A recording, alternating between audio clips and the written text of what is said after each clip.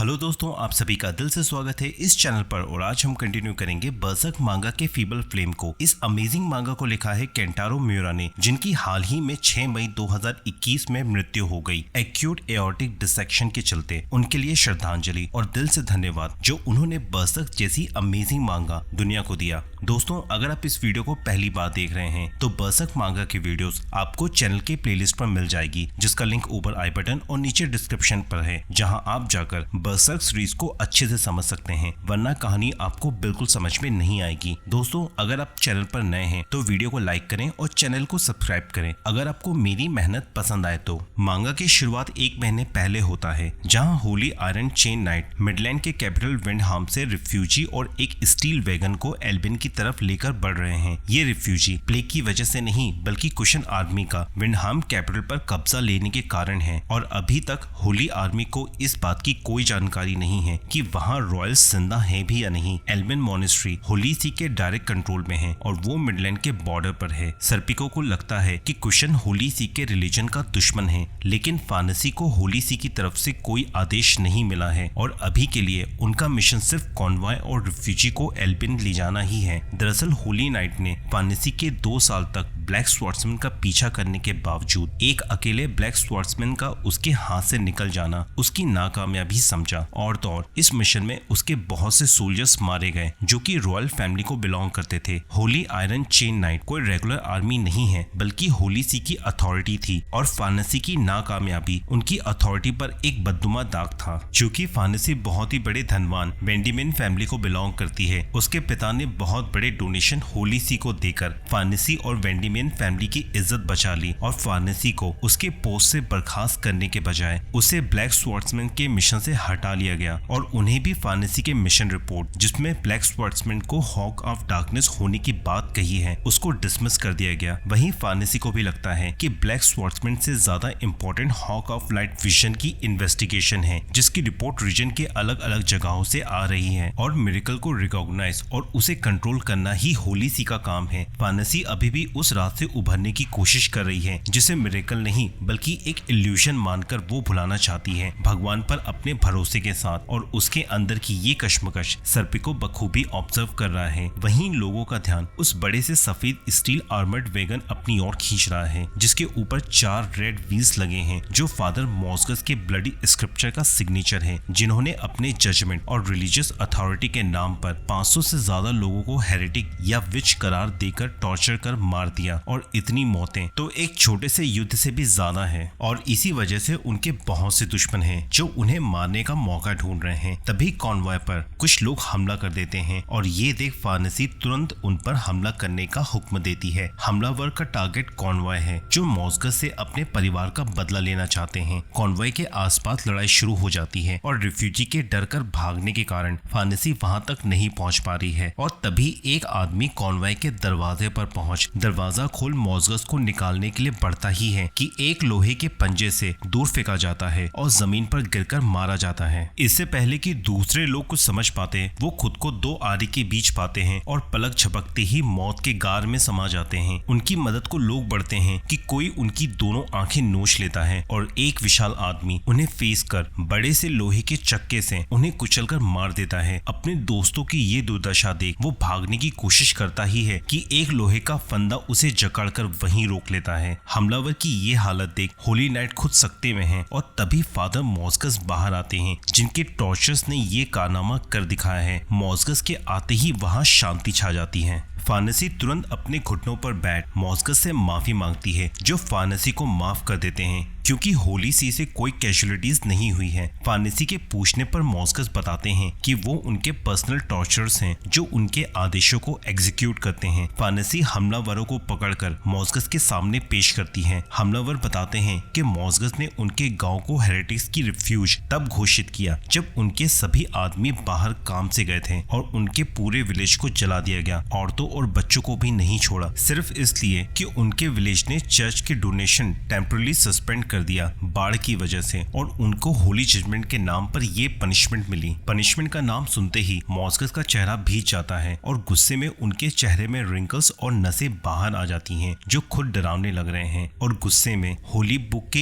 एक ही वार से उस आदमी को मार देते हैं जिसे देख होली नाइट भी कांप उठती है। मॉस्गस डिक्लेयर करते हैं कि होली गॉड से उनके अलावा कोई और बात नहीं कर सकता और वो फानेसी से बचे हुए हमलावरों को दिए जाने वाली सजा के लिए पूछते हैं। फानेसी किताब से रटी हुई पनिशमेंट जलाकर या फिर पहिए से कुचलकर मौत की सजा बताती है। मॉस्गस तुरंत अपने टॉर्चर को उन्हें पहिए से मारने का हुक्म देता है और टॉर्चर वहां एक आदमी के दोनों पैर के घुटने और दोनों हाथ की कोहनी तोड़कर उसे पहिए के स्पोक्स में उसके ही हाथ पैरों को मरोड़कर बांध देता है। इतने कठोर पनिशमेंट और उस आदमी की दर्दनाक चीख सुनकर वहां के लोग और होली नाइट्स के पसीने छूट जाते हैं। ये देख हमलावर वहां से भागता है जो भीड़ में एक लड़की से टकराता है और उसे परेशान देख वो लड़की उसे सहलाने लगती है। तभी वहां एक और महिला आती है और उसे रोकती है। तभी वहां होली नाइट का सोल्जर्स आकर उसके इन्वॉल्वमेंट के बारे में पूछता है और उसे पागल देख हमलावर को वहां से वापस ले जाता है।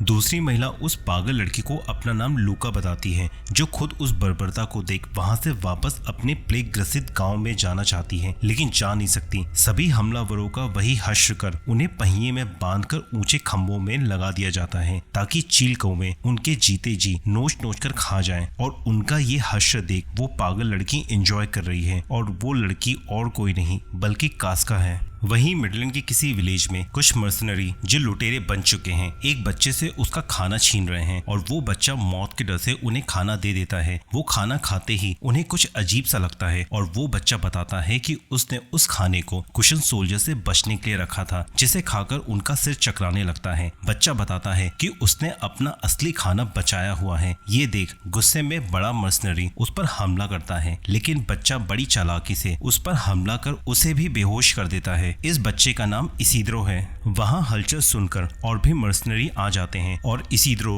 रोते हुए बताता है कि ये कुशन सोल्जर का काम है और मौका देख वहां से भागने लगता है। वो मर्सनरी उन सोल्जर्स पर किसी भी तरह का चोट के निशान ना होने पर इसीद्रो से कुशन सोल्जर्स के डायरेक्शन के बारे में पूछते हैं। इसीद्रो झूठ मूठ का उन्हें डायरेक्शन दिखाता ही है कि एक उड़ता हुआ चाकू उस सोल्जर्स के चेहरे से टकराता है और वो वहीं मारा जाता है। तभी वो देखते हैं कि कुशन सोल्जर्स ने उन्हें चारों तरफ से घेर लिया है और उन्हें देखते ही मर्सनरी डिफेंसिव मोड पर आ जाते हैं। कुशन सोल्जर अपने हथियार निकाल तुरंत सोल्जर्स पर अटैक करते हैं और पलक झपकते ही मर्सनरीज को मार देते हैं और इसीद्रो वहां कोने में छुपा हुआ किसी तरह बचा हुआ है कि कुशन सोल्जर की नजर उस पर पड़ती है और इससे पहले कि वो इसीद्रो को भी मार देते ब्लैक स्वॉर्ड्समैन की एंट्री होती है। ब्लैक स्वॉर्ड्समैन को करीब देख कुशन आपस में डिसाइड कर उस पर हमला करने के लिए तैयार हो जाते हैं और उसकी तरफ बढ़कर उस पर हमला करते हैं जिसे देख गट तुरंत अपनी तलवार निकाल उन पर हमला कर एक ही वार से उन्हें काट देता है और ये देख बाकी कुशन सोल्जर्स और इसीद्रो के होश उड़ जाते हैं। गट तलवार की धार से खुश है और वहीं इसीद्रो इतनी बड़ी तलवार देख भौचक्का है। गट कुशन से रास्ते से हटने के लिए कहता है कि तभी गट पर ऊपर से हमला होता है और गट बिना देखे ही उसका मुंह तोड़ देता है। पक इसीद्रो से नीचे बैठने के लिए कहता है और गट कुशन के वार को रोक उन पर फिर हमला करता है और चारों तरफ से घिरे होने के बावजूद उनके वारों से बच उन सभी को मार कर आगे बढ़ने लगता है। इसीद्रो गट के स्किल्स और उसकी तलवार को देख खुश हो जाता है और पक इसीद्रो से उसका खाना लेकर उसके पीछे आ जाता है। गट को याद आता है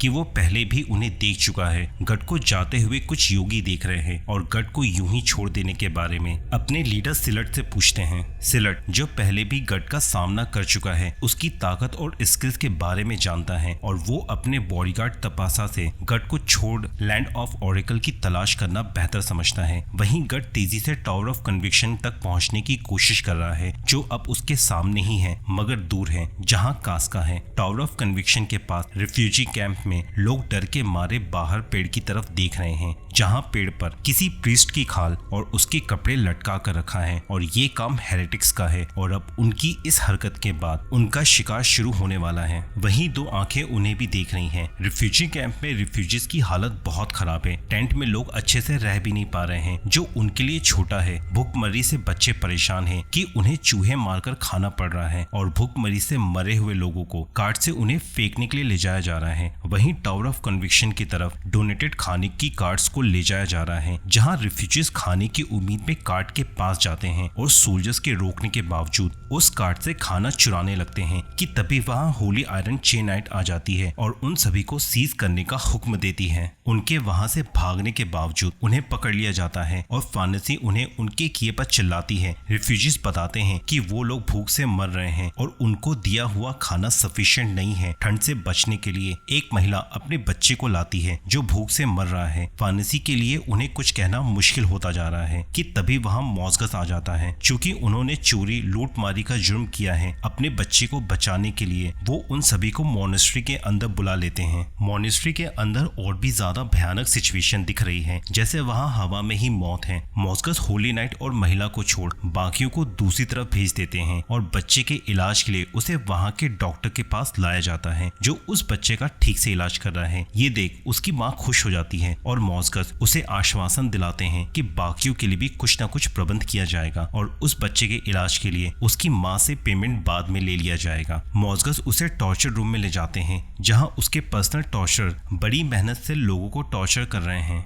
वहां लोगों को टॉर्चर होता देख होली नाइट्स और बाकियों की रूह कांप उठती है। मॉस्गस बताता है कि एल्बान पापियों का अड्डा बनता जा रहा है और यहां अपराधी और हेरेटिक्स को उनके किए के लिए, जो हाल ही में एक प्रीस्ट को मार उसकी खाल पेड़ पर लटकाई गई थी, सस्पिशियस लोगों को पहचान कर उन्हें सजा दी जा रही है। फार्नेसी के चेहरा मोड़ लेने पर मॉस्गस उसे ये सब देखने का हुक्म देते हैं जो अब उसे भी सीखना होगा। बच्चे की माँ अपने बच्चे को बचाने के लिए चोरी का जो जुर्म किया है, अब उसे उसके जुर्म के लिए उसे भी इस ट्रायल से गुजरना होगा जैसे उसके बाकी साथी लोग गुजर रहे हैं। और उस महिला के कपड़े उतार उसे भी टॉर्चर किया जाता है, जिसे देख फार्नेसी डर से कांप रही है और यहाँ पर ये मांगा खत्म होती है। तो दोस्तों, हमने बर्सर्क मांगा की चैप्टर 131 से 135 कंप्लीट किया है। बर्सर्क का नेक्स्ट चैप्टर होलीसी, मॉस्गस, कास्का, हेरेटिक्स और गट के लिए इंटरेस्टिंग होने वाला है। तो दोस्तों, मैंने अपनी तरफ से पूरी कोशिश की कि आप लोगों तक इस मांगा का प्रॉपर एक्सप्लेनेशन पहुंचा सकूं। ये एक्सप्लेनेशन आपको कैसा लगा मुझे कमेंट सेक्शन में बताएं। अगर चैनल पर नए हैं तो चैनल को सब्सक्राइब करें। मैं इस तरह के वीडियो आप लोगों के एंटरटेनमेंट के लिए लाता ही रहता हूँ। मिलते हैं अगले वीडियो में, तब तक के लिए गुड बाय।